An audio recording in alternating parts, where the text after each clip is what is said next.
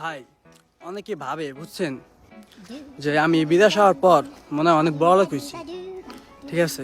হ্যাঁ ভাই, আসলে বড় লোক হয়েছি।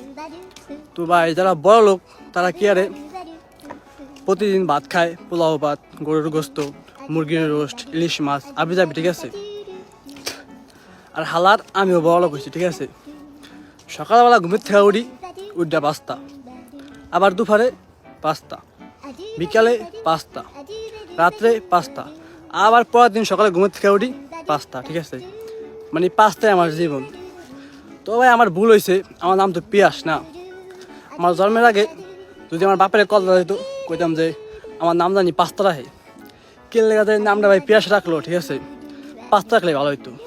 মানে এই পাঁচটায় ভাই জীবনটা এরমভাবে ধরছে, ঠেবে আমার জিয়ে, ঠিক আছে। ও আমার ছাড়ে না ভাই, ঠিক আছে। মানুষ প্রেম করলো ভাই 2 মাস 1 মাস পর ব্রেকআপ হয়, ঠিক আছে।